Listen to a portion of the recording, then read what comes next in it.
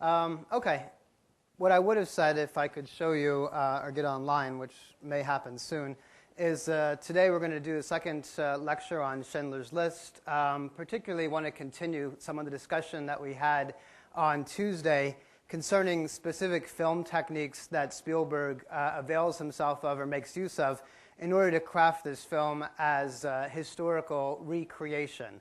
So to give us that sense of being transported back in time. And there's two kind of things that are associated with this that I think are really worth thinking about. One is that issue of what exactly it means to try to recreate or restage history through the medium of film, right? So this is using a very particular medium in order for us to be transported back or essentially have the appearance of being transported back to witness historical events that we weren't obviously privy to. Oops, did it come? Oh, almost, okay. So that's the first aspect, the historical recreation and the sense of being transported back. The second thing which is connected to that is the effect that has. So this is what I would call, and other film theorists have also called, the reality effect. That is to say, it gives us as viewers a sense of reality that's gained through various processes that make it look as if what we're seeing is real. Right? So essentially, we're looking as if we've been magically transported back to history to watch the evacuation of the Krakow ghetto, right? To magically watch what had happened. And this kind of sense of realism is also a sense that I had argued for last time, a sense that's also very staged. And it's staged largely through the way in which Spielberg is using certain film techniques in order to paint a picture that sutures us as viewers into the film. That is to say, it connects us in a sort of deep and often very emotional way to what we're seeing. Part of this has to do with the kind of shots that he uses, the relationship between what we're seeing and what we're hearing, the kind of symbology or leitmotifs that run throughout the film, the different kinds of ways in which the scenes are set and they're connected to one another, the way we're seen to identify with Schindler, and also variously repelled by his counterpart, Amon Goeth. And as we'll see today, we'll look a little bit more about these techniques because it's important for us to also understand that this is specifically a Hollywood creation. And there's certain things in this film that are also techniques, quite honestly, that you find in other Spielberg films like Indiana Jones and the Temple of Doom or Jurassic Park. And that may sound profane on the one hand. You're saying, wait a second, this is a Holocaust film. It's not dinosaurs, and it's not Indy. It's not Raiders of the Lost Ark or Jaws. However, there are a number of techniques that Spielberg uses in this film that, in fact, are techniques that he honed and developed in action films. And in many ways, one could argue there's parts of this film that are action-related thriller, specifically when it concerns rescues at the nick of time and a certain kind of intensification of emotion, maybe even a kind of manipulation of viewers' emotion. And this is something that we'll have to interrogate or try to understand. Now, all that's to say is that this raises, I think, a very important question about Hollywood and the Holocaust. This is and has been one of the most successful films ever created about the Holocaust. It's existed for 17 years. It's an extraordinary film. I myself find it extremely compelling and important. It's one that I show in this class all the time because I find it to be a compelling story and also a compellingly crafted film. At the same time, it has to, like anything that we look at in class, has to be subjected to critical interrogation. And this critical interrogation, I think, thank you, takes the film in some ways out of a very kind of sacred environment that it might have. That is to say, it's almost like it's so holy that we can't criticize it and say, no, let's talk about the way in which Spielberg has invented a story for a mass audience. Let's talk about the ways in which this film produces certain emotional effects and also gives us a sense of reality, or a sense of a reality that we ourselves did not partake in or were not part of because we weren't there. So this is not to say that the film is bad. I don't think that. I think the film is really quite brilliant. At the same time, I also want to understand how it functions as a film to make it emotionally and historically compelling. Okay? So that's the ambition. So I'll have to, again, bear with some of the technology today. I'm going to dim the lights so you can obviously see. I'm hoping this is in the correct spot, but I can't quite tell. Yeah, it looks like it probably is. Where I want to begin with is actually close to where we ended last time, which is I had showed you that intercut speech by Amon Gert, Today is History, right? We had talked about this speech as a really interesting acoustic event, the giving of the speech where he declares to his comrades about the significance of what they're about to do, which is to evacuate the ghetto, the violence that would ensue, the massacres that would ensue, and the fact that the Jews that weren't killed during the evacuation would be sent to concentration camps. He's aware of this historical significance that Krakow had a 600-year history of Jews living there, a very significant cultural center, on par in some ways with Vilna and other major Jewish cultural centers. In giving this speech, he was certainly citing the historical significance of Krakow and the historical significance of the evacuation of the ghetto. But the way in which Spielberg stages this speech is not so much just focusing the camera on Gert and having him give the speech, but also connecting it in a very complicated way to a whole network of other actors, agents, and people of historical consequence that would become involved. So it begins, you might remember, with Schindler and Gert both shaving, getting ready for their day, this amazing juxtaposition between those two characters, where the speech already begins, then the camera moves outside to hear him, then it moves to the inside of a Jewish home with a family, it moves back outside, and what we see is basically a broad kind of panorama of what's happening, or both before and after, as this single speech takes place. And this is a very, I think, artistic but also compelling way of presenting a speech which may have taken place in reality, but which also has, and for us, I think, has an effect of showing a much kind of greater emotional connection and breadth by involving all the kind of historical actors. Then I ended last time, and this is where we'll begin today, with Schindler looking on a horse above the ghetto from a hilltop looking down. And it's this aspect of looking down that begins to place us in the same perspective of Schindler of watching what's happening. So essentially, in the same way that we're watching the film in order to understand a historical event, we also see Schindler watching the historical event unfold, and we as viewers are basically assuming the viewing perspective that he has. So you'll see the camera's on him, the camera's on Krakow, the camera's on him, the camera's on Krakow.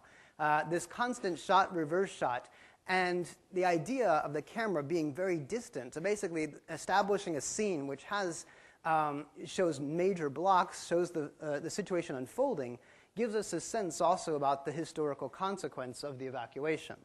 So I'm going to begin to play this scene, and hopefully this will make some sense. Let's see. But I'll talk about this scene a couple of times then as I play parts of it. So I think we're okay. So thanks. So this is the scene shortly at the beginning of the evacuation of the ghetto. And I had ended last time with Schindler looking on from the top.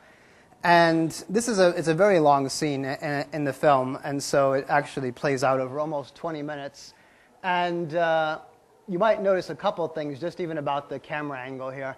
First of all, you'll notice the fact that the camera is sometimes on the ground, at ground level, with the dogs, with the people. It moves into buildings. The camera basically takes us to see views of what's happening. It shows us the amazing violence. But then it pans back and forth between Schindler and his girlfriend looking from above. It's not only quiet up there, but it's also kind of safe, right? There's a kind of safe sense of viewing from above. He's, of course, overwrought, I think, becoming very emotional about what he's seeing.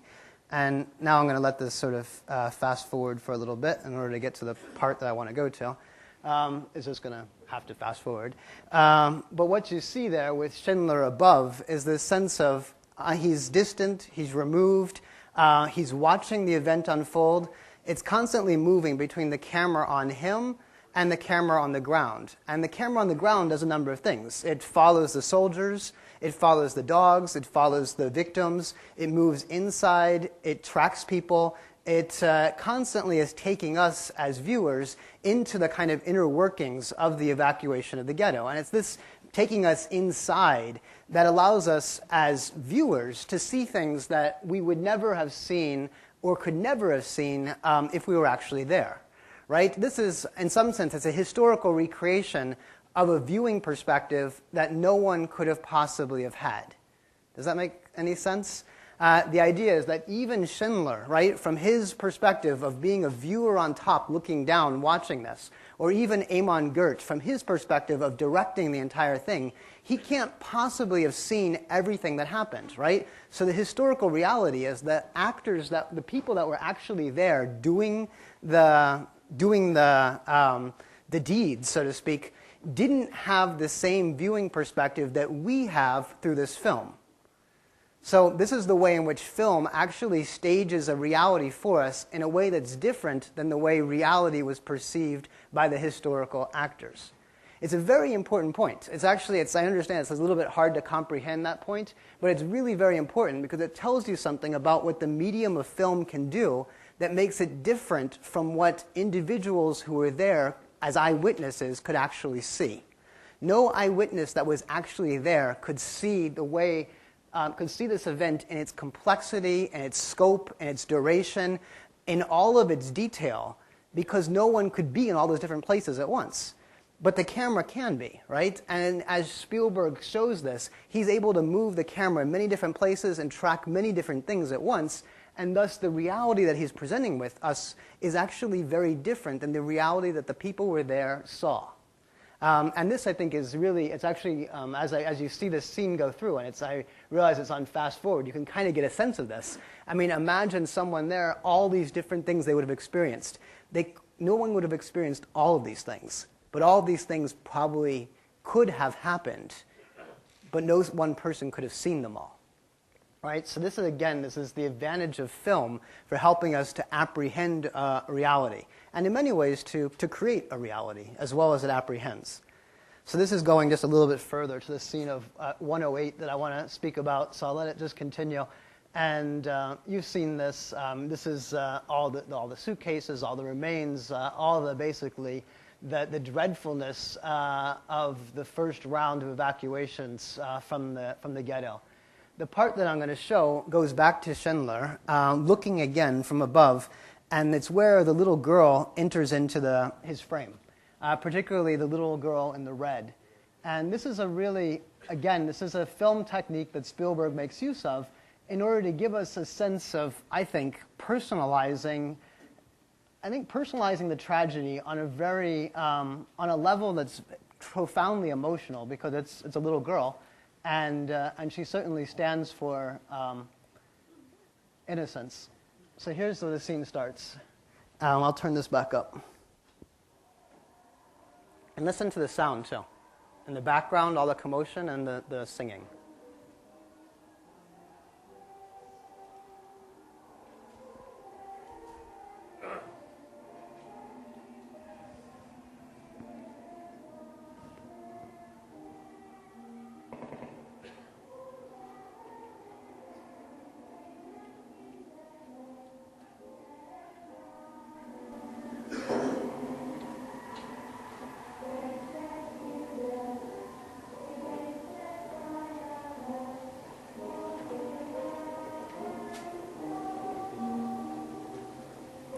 Right, so this is already beginning to personalize the tragedy, right? To beginning to, from all these people and all this, all the sheer magnitude, to take it and put it on one person, which becomes the basis of his viewing, right? Of Schindler's viewing. He actually moves his position throughout the scene to actually find this little girl as she disappears behind a block, as she goes to hide under the bed. This sense of he's looking for her because he's already identifying with her as partially, I think, part of the reason for his own sensitivity and self-transformation. And we identify with her as well as a victim, but we're also identifying with Schindler, identifying with her. right? So this kind of string of identifications establishes, I think, a kind of emotional bond with Schindler and, of course, with the victims here. Again, you're watching it from above when you see it from Schindler's perspective, and then Spielberg will show it in a perspective in the street.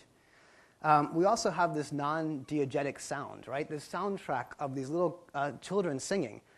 Where are these children? They're never actually shown. They're not actually in the film, right? So it's a sense of giving us some connection to another, in some sense, another reality.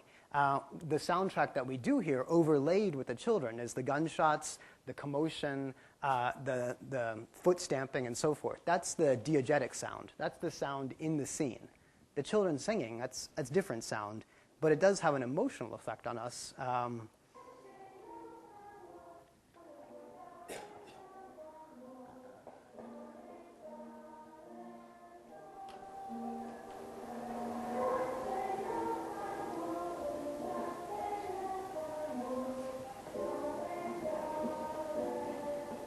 So he switches his viewing perspective to see the little girl again.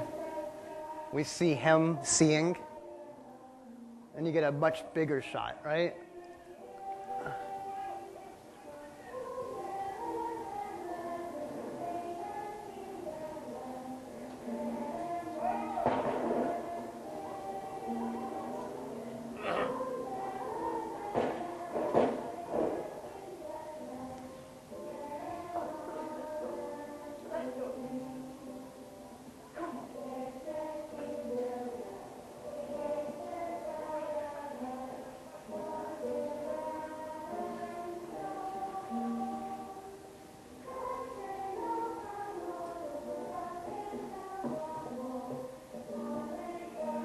So he can't see her anymore, but we can, right? We continue to watch her, but he no longer can. She's inside.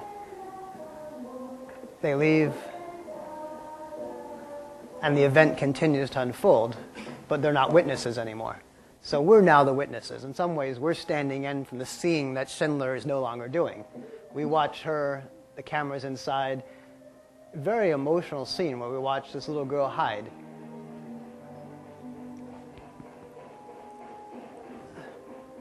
One note here, this is actual footage of Nazis marching. This is an interesting moment in the film where you have an astounding juxtaposition of the little girl hiding under the bed, us watching her hide, and then the very next moment, Spielberg splices in actual footage created in the 1930s by SS officers marching in the streets, probably in Germany, probably not in Krakow.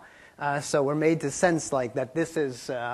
in some ways, he's taking historical footage and putting it within a historical recreation and splicing it in, making us think as if this is happening right there. But in fact, of course, it isn't. But it gives us an effect, right? It produces an effect in us of, well, this could have happened, and it certainly sounds like what we would expect. But again, notice the placement within the film. It's the innocence of the little girl hiding under the bed, and then the historical footage of the Nazis, immediately afterwards. This is the only time in the film, by the way, that he splices in actual historical footage. Everything else is a recreation, with the exception, I guess, of the very last scene where you have the actors and the historical personages come together. Everything else is kind of a restaging of history. That's not a restaging of history, although it's a staging of historical footage in a different place than where it actually happened.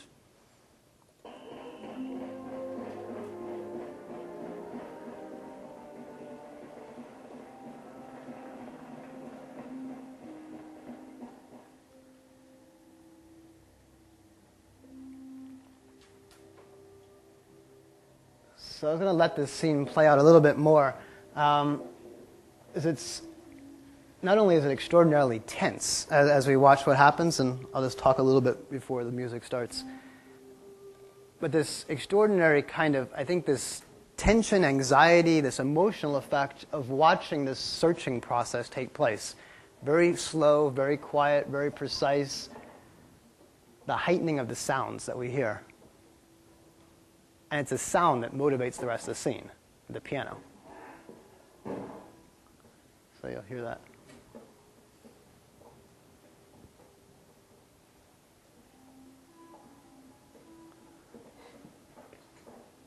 So they're searching out people who didn't leave the ghetto.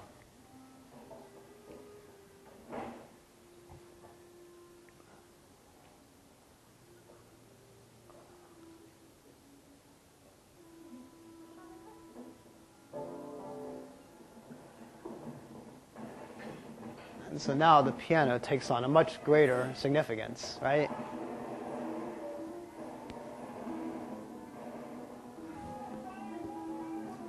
Just a couple of notes real quick. I mean, the connection between the piano, right? Is it actually playing, or is this also non-diegetic sound like the children singing? I mean, the piano is stepped on, which is what reveals that people are still there. Then the piano starts playing, and then this massive explosion happens, right? The gunshots, the firing, the chaos, the commotion. All things that Spielberg, again, is crafting in order to produce an effect, which I think is, both to present the historical reality of what it might have been like when the ghetto was evacuated, right? The truly emotional, chaotic, violent, brutal evacuation, and to certainly, attach us to these scenes, attach us through, its emotional staging. So just watch as this scene plays out. The franticness of the cutting, the light and dark, the camera. And then it turns out it's actually a person playing the piano.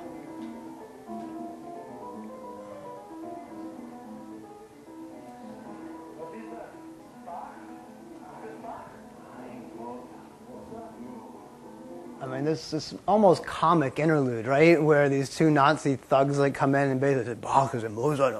They don't know, but it's classical music and it's pretty and it's connected, to the violence, right? I mean, this is Death Fugue.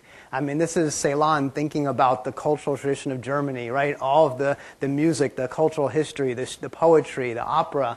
And then, where is it? It's in the evacuation of a ghetto. I mean, this is the same idea of you have this massively rich cultural tradition, enlightenment, rationality, beauty, aesthetics, and then taking it and putting it together with the evacuation of a ghetto. I mean, in some ways, the same kind of staging that I think Celan was doing in Death Fugue.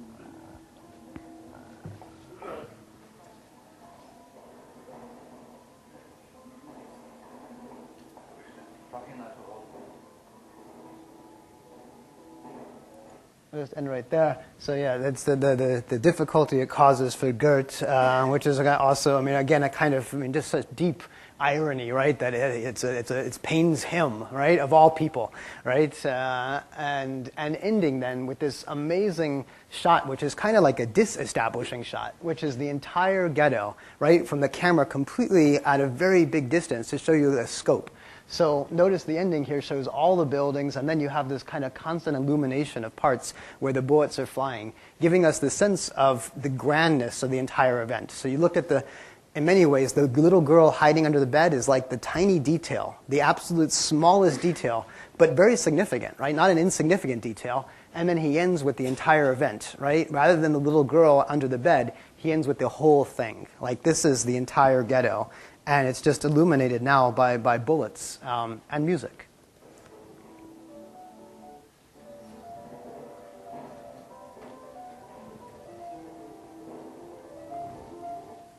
Yeah, so that's the scene there. Good. So that helps, I hope, to establish some sense about how the historical film is not just a historical film, but in many ways staging a kind of history for us that historical actors who were there could not have possibly have seen. Next two scenes that I want to talk about, we'll take a little shift, unless there are any questions. Maybe I should ask if there are, or thoughts, questions, responses. No? Okay. All right.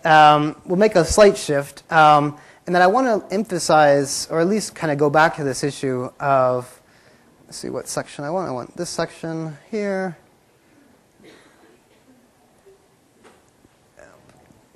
Is it actually playing? Yeah. I'm going to let this play for a second. And I want to talk a little bit about the Hollywood aspects of the film. And in particular, I'm interested in the way in which Spielberg is perhaps, and this might be conceived to be a little bit critical, but the way in which he's focusing on what we could call a manipulation of our emotion. And does this through techniques that are actually fairly common in other films that he created, like Jurassic Park or Indiana Jones. And in those films, there's a particular technique that happens often to kind of heighten our emotional effect, and it's simply, you might call it the nick of time rescue. It's where we think something's about to happen that's going to be catastrophic, and the last moment someone's saved, and Indy managed to get his hat, or the dinosaur doesn't actually bite someone's head off. Something happens that saves the protagonist. In this case, the issue is Isaac Stern. He's about to be sent away on a deportation train, and the person who catches him in the nick of time, of course, is Oskar Schindler. Now, this might sound kind of silly, like, oh yeah, it's a nick of time rescue. But this happens consistently throughout the film, as it appears as if one thing is going to happen, and in fact something else happens. This is most manifest in that extraordinary gas chamber scene where we think we're going to watch the women being gassed in Auschwitz, and in fact they're not. So once again, there's an aspect of a kind of rescue, and that's preceded by Schindler, you might remember, speeding off on a car about to try to stop these women from being gassed. So one of the things that's kind of interesting about the way this film works, at least it works on many levels, and so I'm not trying to reduce it to just saying, look, it's a Hollywood action thriller. It's certainly not a Hollywood action thriller. It's interesting, though, that Spielberg does make use of parts of that genre to heighten the emotional effect and to give us a sense, I think, of a sort of impending intensity, a pending kind of intensification of emotion. I mean, if I had to make just a little graph, let me just real quick make one. Let's stop that. Yeah, I mean, I know you can't see this yet, but you'll be able to see it in a second. Let's put light on. This is time on this axis, and this is danger on this axis. So danger and time. As the film starts out, it's probably danger level, maybe, let's say, medium. Things increase over time until they reach a crescendo and then a relaxation. This might be seen as the danger where Isaac Stern, at the beginning of the film, is about to be deported. This might be seen as the evacuation of the ghetto. This would probably be seen as the gas chamber scene, where we think we're going to see women gassed. As the film goes on, there's an intensification of our emotions, which is almost always followed by a kind of release. Thank God it didn't happen, or thank God he didn't get sent on the train. Thank God something allows us to continue. I mean, when the ghetto's evacuated, at least we know that, at least we have a sense that maybe that little red girl is still okay. We didn't see her, although we do see her later. We don't see her at that moment as dead. We didn't see her shot, for example. With regard to the gas chamber scene, which is the one that I'll talk about after this scene, you have not just a kind of amazing sense of how the camera filmed something that would have been utterly unfilmable, but you also have this sense of our emotional connection to the film is very much a function of the danger and the risk that the characters are placed in. Now, this is not necessarily a problem, but it is something that I think is staged in the film and that needs to be recognized as such. So we'll watch this unfold. And even the intercutting that happens when Schindler actually saves Isaac Stern, it's really interesting that, this reminds me of any kind of car chase scene or sort of nick of time rescue, like stop the train, stop the train, stop the train. And the sequence of scenes that you see as the train stops, it kind of grinds to a halt. So just sort of watch as this plays out. So Schindler's on the...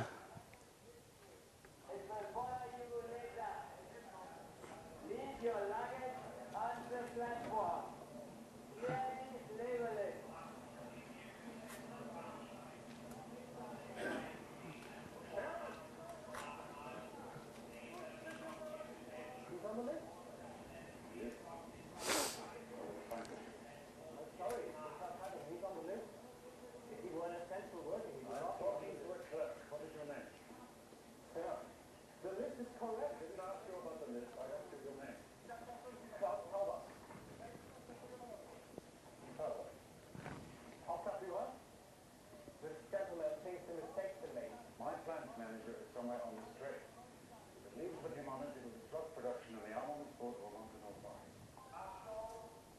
This goes with it? Yes, sir. Well, the list is correct, sir. There's nothing I can do. What is your name? My name is Kunda. How start here, Kunda? What's yours? Schindler. Schindler. Gentlemen, thank you very much. I think I can guarantee you, you'll both be in southern Russia before the end of the month. Good day. Sharon! Dad! Dad! Dad!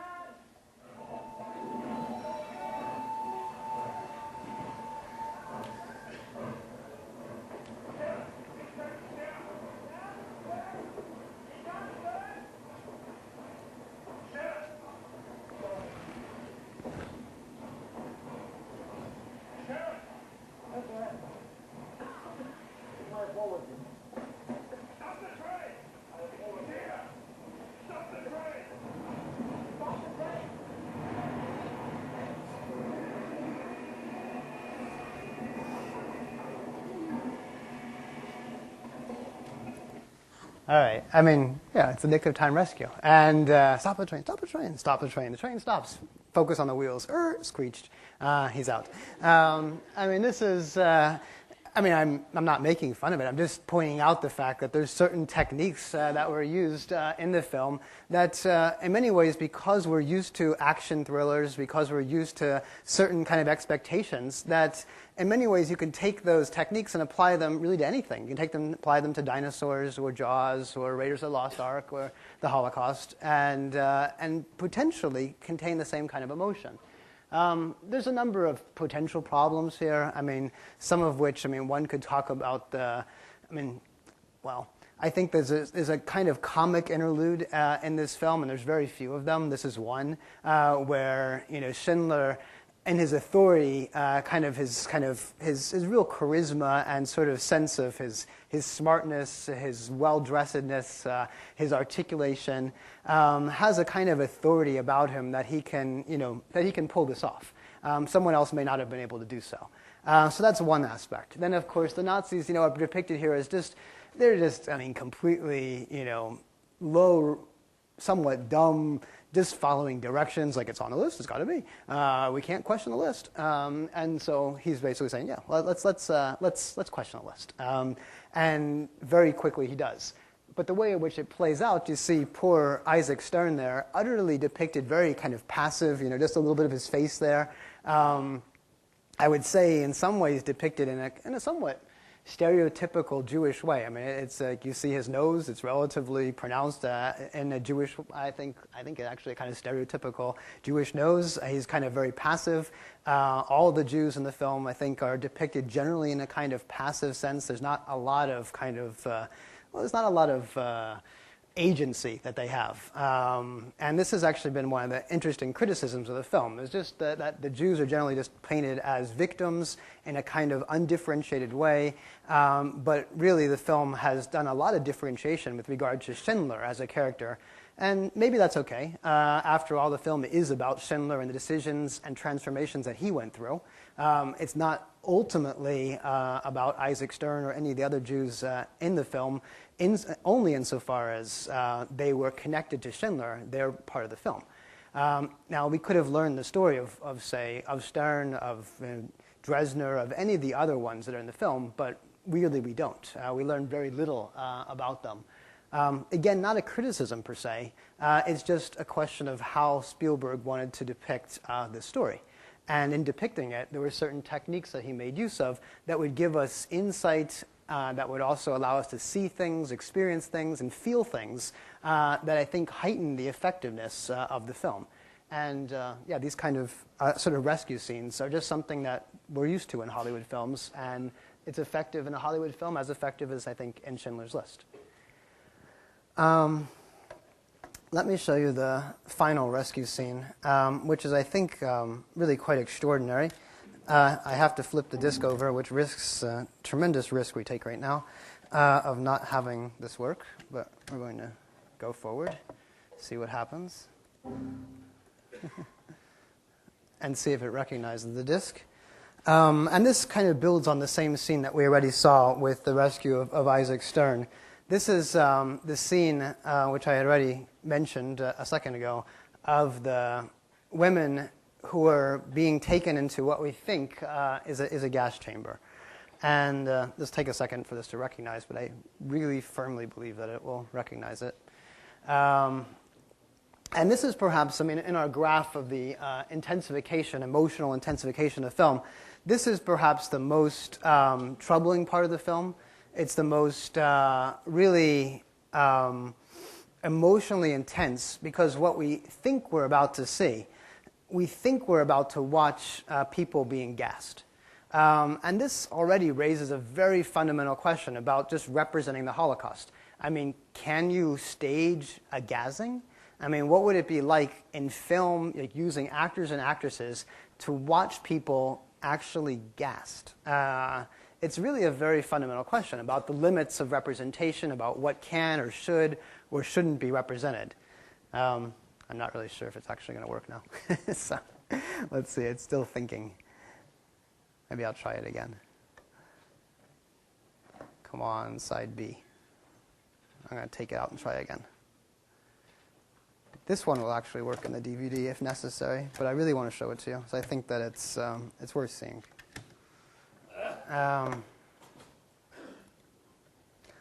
Let's see. But in any case, let me just finish my setup for this scene. This raises, I think, very fundamental questions about the limits of representation and what can or should or cannot or should not, be represented.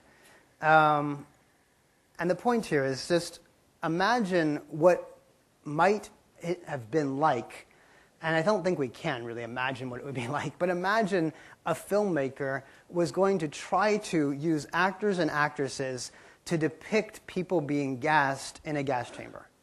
Just imagine what that would be like. So, people pretending like they're being asphyxiated, the camera on them, the sense of watching people die, the tremendous violence that would have happened, the clawing, the suffocation.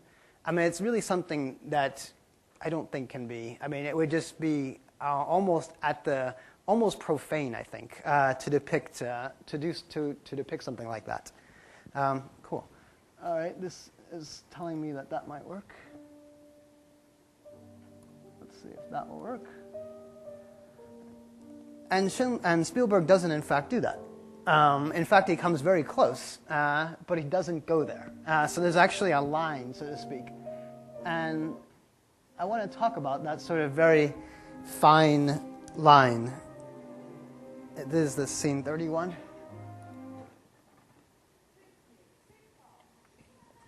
All right.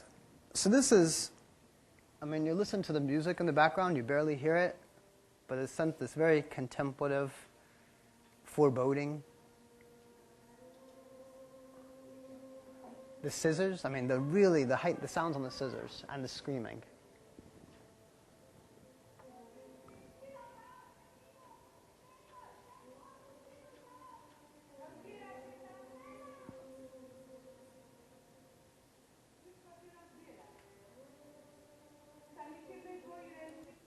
So what we think we're seeing, again, we think we're seeing people about to be gassed. This is, in the film, this is the most, I think, emotionally wrought scene. It's the most difficult to watch. It's profoundly, it's profoundly well done to elicit a tremendous emotional investment. Not just the fact that it's shot in black and white, but the shadows, right? The play here of the profile of the female SS officer guard, the victims. The fact that Spielberg lingers so long on their faces, right? There's a scene which is coming up, which I just want to say before it comes up, of the woman shivering. She's shaking in terror, and the camera lingers so long on her face that it's almost hard. It's almost impossible to watch because she's in just utter fear and terror. It goes to a little girl after that. So again, it's an old person, a little girl. Again, people who were victims, I mean, everyone, lots of victims, but people who would have been selected right away, not even to work because they were too old or too young. But the camera does something really very unique, and that's been really, I think, questioned. And I think it's an interesting question, is that the camera basically watches all these women go into what looks like a gas chamber. The door is shut. The camera gives you the perspective of the peephole, right? You look in at these women who we think are about to get gassed, and then Spielberg does something really amazing and really, I think, quite transgressive. He takes the camera inside the gas chamber. So it actually goes beyond this border. So instead of just watching from the perspective of what the guards would have seen, he takes the camera inside the gas chamber to film what we think are these victims about to be gassed. And I want you just to pay attention to that moment where he goes beyond this border. This transgressive moment, I'm not talking about as an ethical transgression, although it could have been that. I'm talking about it as a transgression of a space that could not have possibly have been filmed. And so the idea of making a historical recreation of it actually raises very fundamental questions, because there were no witnesses inside the gas chambers who could have survived to tell you what they saw. But yet the camera goes inside as if to watch these people be gassed. And so again, the first time you're watching this film, you don't know what's going to happen. You don't know if they are going to be gassed or not. That question is completely open. And if anything, I think you think they're going to be gassed given the music, given the intensification of the scene, given the shadows, the sense of foreboding, how long it's set up, the fact that he lingers so long on these faces, and you watch the trembling, the sheer horror. So I'll let the scene play out without me talking now.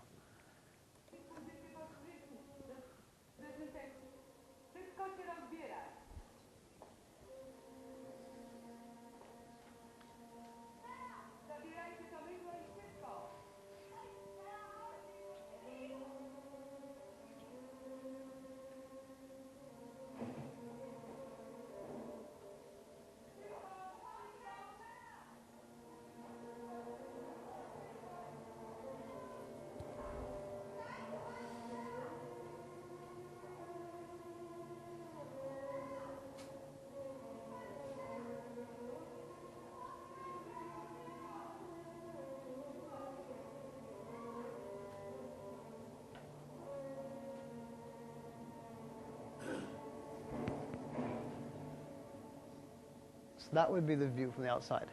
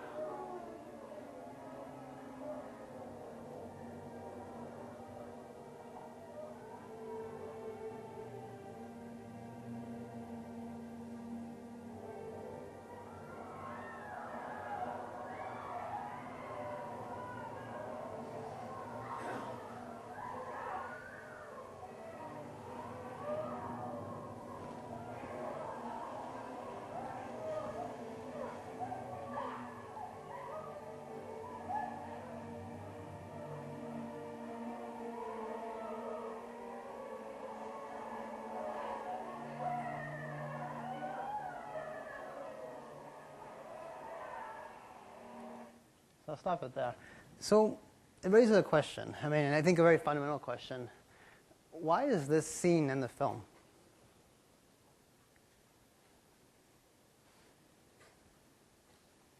What do you think?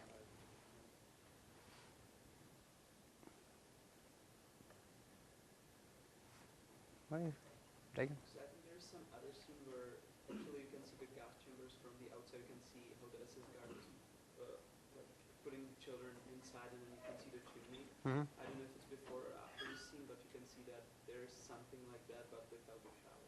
Right. Okay. So, I mean, maybe it's in the film, you're saying, because of the fact that there were gas chambers and crematoria, and this just gives us a sense of Yeah, but without the showers, right? I mean, if you were being sent to death camps or you're being sent to a gas chamber, no case would water come out. If you were being sent to a work camp, it's potential that you would have had showers. But this kind of scene like this, I don't know. I mean, this kind of scene seems to me to be possibly, and I guess this is an open question to you, I mean, possibly a little bit manipulative in the sense of, the camera shows us what we think is going to be gas coming out of there, and then it's water, and we're like, oh, phew, they're okay. And it's, emotionally, it's a tremendously kind of heart-wrenching scene to watch. What do you think? Does it function otherwise? I think the scene, it's the only way for us to see, the closest thing possible to what these people could have been going through. I mean, they're on the borderline of death. These people think that's it. Like, this is done. It's over. And you just to kind of see their emotions and to see how they would react thinking, I'm going to die right now. I think it's just a profound scene. Just to kind of picture that. Yeah, I mean, I'll repeat what you said. I think it's worth saying loudly, is that you thought it was a particularly profound scene because it was the closest you could come in some ways to representing about to die but not dying. I mean, it's almost like it's like a border scene. I mean, it's a border moment. And in many ways, that's why this scene, I think, is at the same time very compelling, at least emotionally very compelling, is because us as viewers watching this unfold, I mean, this is... Yeah, I mean, he could have depicted people being gassed. He didn't. Instead, he depicted people about to be gassed or were made to think they're about to be gassed, and thus we're emotionally, I think, drawn in a very profound way to watching this, expected victimization. Yeah. Oh, so you think? I think he also adds an additional emotional aspect, because earlier in the bunkhouse they're talking about this exact thing happening and how none of them could believe that they could be cut of their hair, stripped of their clothes, sent into a chamber. Right. They were in total disbelief in the fact that that exact sequence of events was happening to them. Right. Actually made it a little bit more emotional than I guess someone would actually expect this to be happening, because they saw, when they were out of this shower, they saw the people seemingly innocent, thought they were going to an actual shower, where these people thought they were going to their death because they had heard of it before. Right, so right. Yeah, exactly. I mean, in the scripting of the film, it's true. That was sort of planted earlier, that this exact sequence, the stripping of clothes, cutting of hair, being sent to gas chambers, as something which was utterly unbelievable, incomprehensible. And then we see that actually happening in the film. So we're already, as viewers, we're already set up to, because we heard that narrative happen already. And then when we see it happening, it already kind of confirms something that, that refers back to what we already had heard. And then afterwards, you're exactly right. You do see the fact that most of the time, this is not what happened. Most of the time, people did die, and so you have these pictures of that occur afterwards of crematoria. But he's not showing the process of people actually being gassed and burned. He's showing the structures, so to speak, of the architectural structures in many ways of what had happened. Could you imagine the film without this scene? Here you go, Dazzling.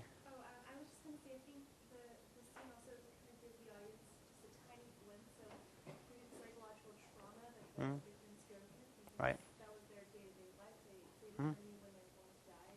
Right. I don't think we ever experienced that No. in our daily life. No, probably not. I mean, if we're lucky enough, we don't. But you're right. I mean, it's meant in many ways to elicit, show us the trembling, horror, the trauma of what it might have been like. Again, we don't know for sure, but it's probably something like this. Yeah, it's probably pretty close. So if the scene wasn't there, I mean, if this was cut out of the movie entirely, and I think there was question, I mean, there were questions about whether to include a scene like this, would the movie would it have been as compelling, or would it have been missing something then? I mean, could you just refer to the gassings and the gas chambers kind of more obliquely by showing, smoke billowing up or, I think it adds a dimension that not just the fact that he's saving lives, but the fact that he's saving people from this type of death. Mm-hmm. Without this scene, I feel like the movie is just talking about how he saved people, could have been saving them from cancer, and that sort of thing. An amazing Right. It certainly concretizes the experience of what he was doing, saving them, and also I think it has another effect, which is ultimately the women live, right? So there's something. I mean, there's not a lot of. I mean, Holocaust films don't usually have any kind of happy endings. You know, there is something at least. There's some small way, there's something happy about this film, and that there was someone who did something astoundingly important and righteous that's worth celebrating, it's worth knowing about, and the significance lives on, right? So in many ways, this is also a moment of turning history in some sense, of kind of reclaiming at least something of, I think, something profoundly human and giving and, you know, living, right? The fact that we're not seeing people die, but in fact we're seeing people live. And in a story about the Holocaust, where it's all about death and people dying and people being killed, this is, it's a small glimmer of hope, and in many ways that glimmer of hope is a function of, you know, the character of Schindler himself. So, you know, that's something else this scene adds. It does allow us to think about life rather than death. Mm-hmm. I just wonder if there was some artistic license. We know that there were things that looked like gas chambers. I mean, that looked like showers, but were used as gas chambers. Mm-hmm. Was this supposed to be a dual-purpose kind of facility where they could have showers and gas? We don't know of examples of where that actually was the case, but you did have gas chambers disguised with showers. Yeah, but those usually didn't work, right? They didn't actually have running water.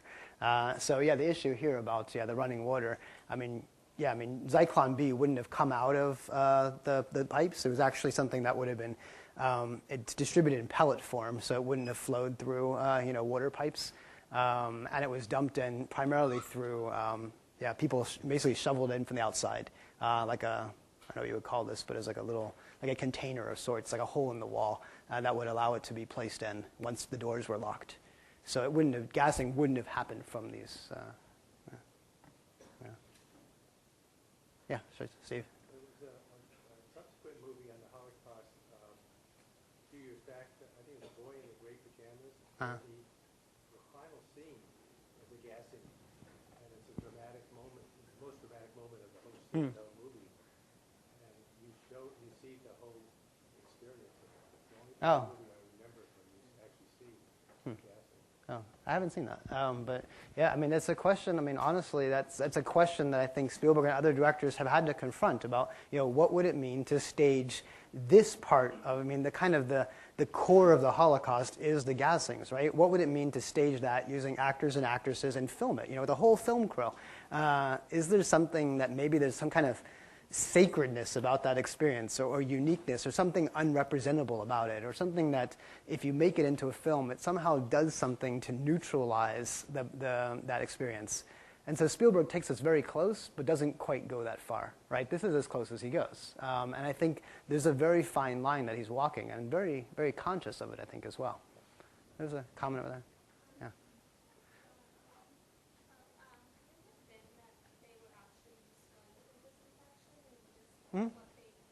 It could have, yeah, absolutely. Yeah, it could have been. Yeah, and I think, and that's perfectly adequate. They could have been just being disinfected. I think the issue is that we're led up emotionally to think that something else is happening. Based on everything we know about in the film already, I mean, the citation that you mentioned about sort of the stages, the tremendous kind of emotional anxiety, the shaking, the fact that the camera lingers for a second, on the faucet. You're wondering what's going to happen or come out. It's just, I think it's just the fact that there's a kind of emotional effect that Spielberg is trying to elicit here. And that effect is profoundly, in many ways, very transformative. It's a profound effect, to say the least. But yeah, it could have been that they were just being disinfected. And in fact, you could say that's what it is. Mm-hmm. Right. Yeah, I think, the pornographic aspect, it's something that, we are seeing things that it's almost as if we shouldn't be seeing. And that's, I think, part of I mean, in a sense, there's a kind of violation. I mean, in some ways, you could argue that certain kinds of pornography are violations of people, and clearly people were being violated. I mean, they're being humiliated, stripped of their clothes, put in, and we're watching, and we're watching from the safety of our perspective here. We're obviously clothed, and we have our own haircuts, and we're not being put into disinfection or gas chambers. And so, we're watching this, and it's sort of, you're watching, people being violated. It puts us in a questionable ethical position, I suppose. But at the same time, I mean, I think the other point which has been made, and I think is also equally right, which is it's also trying to elicit a kind of emotional experience of trying to depict a trauma that may be not depictable any other way unless something like this is shown. And so, you can read it both ways, I suppose. Right. I mean, this is right. You're right. This is a movie, and it was also, I mean, just the other point that I figured, the second person you made, which is it was intended for a mass audience. You said that we were maybe more inured to this nowadays because of the fact we've been studying it for so long. We've seen other more graphic footage already. But remember, this was intended for a mass audience whose knowledge of the Holocaust may have been limited to this film. Which is also explains part of the didactic elements about in the film where they explain, what the Krakow ghetto was or what happened in 1942, what happened in 1943. I mean, there was another ambition for this film to basically also not just be a story of Schindler, but to be a story about the Holocaust and to function on a kind of more global, a kind of a global history. As much as it's a single person's history and the effect that person had on saving lives, there's a global history as well, which is, in fact, the simple fact that what happened is relatively an anomaly, right? Most people didn't save very many people's lives. It's actually rare that people did survive, and certainly the case of Schindler is unique. I mean, there's other examples. We've mentioned a couple already, but there weren't thousands and tens of thousands of examples of people who did something of the same scale and the same kind of risk as Schindler. So this film was certainly intended for a mass audience. It was intended to be didactic. It was intended as a movie. And you're right, it's not meant to be a documentary, even though it is based upon real historical people and certainly, the effect that these people had, through history. Any other comments? So I do want to, in closing, I'll kind of say a couple of things. So give me 2 minutes because I want to set up Lanzmann Shoah. And I think it's important that when you look at Shoah, you have something in your mind about this film. A couple of things. Shoah is 9.5 hours long.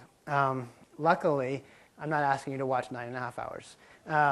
You can watch all 9.5 hours, and the films are on reserve in the media library at Powell. There's actually 5 different tapes. In your course reader, I give you all the specific parts of the tapes that you're supposed to watch, as well as transcripts from most of those parts. Lanzmann wanted to create a film that was specifically not a historical recreation. He was against trying to recreate anything. All he wanted to do, and I'm not sure if this is connected to the internet, we'll see. Oh, okay, yeah, super. There, from the last time. Look at that. Wow. Yeah, Shoah. So if you look in your course reader on page 153 onward, I give you the sections in the reader of where you're supposed to look and also the sections of the film. Parts of it, as I mentioned, are on YouTube, and all 7 parts of an interview that he does with an SS officer named Franz Suchamel is on YouTube, as well as some of the other testimony about railways and things like that. There's not a lot else that's on YouTube, and so this is the reason I'm going to schedule an outside film screening, and we scheduled it for Wednesday from 7 to 10. It won't actually go till 10, but it's probably like 7 to 9 in 147 Dodd. It's not here, it's 147 Dodd. This is on the current syllabus online already. And just a couple of words. The interview with the SS officer is fascinating for lots of reasons. One, because it's an undercover camera, and basically he secures the interview by lying to the guy and saying, I'm not going to publish anything that we're talking about, I'm not filming you, don't worry. But in fact, he films the whole thing and puts it in his film. So there's already kind of an issue there. This would probably not be allowed today. I mean, it would be kind of seen as a violation of a person's rights, and maybe it was then too. But nevertheless, this was filmed between 1974 and 1985. The film is a bit older than Schindler's List, and certainly doesn't have the kind of, it doesn't have, I guess, the Hollywood feel of Schindler's List at all. In fact, it's anything but that. The film is somewhat slow. It seems at times to be a little bit tedious. At times it'll be kind of difficult to watch the scenes, but you're not watching anything violent or graphic in the film ever, because Lanzmann never wants to show you the inside of a gas chamber with people in it. He never wants to kind of recreate history. Instead, he's going to talk to the people who were there. He's going to talk to victims. He's going to talk to bystanders. He's going to talk to perpetrators. He's going to take them back to the locations of where things happen and interview them.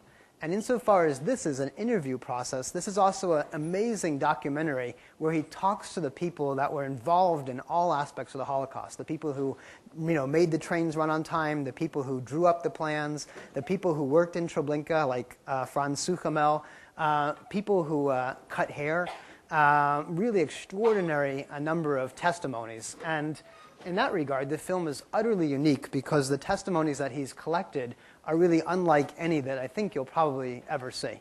So I hope that you'll be able to see the film. We'll talk about the parts on YouTube on Tuesday, and then we'll finish discussion Thursday.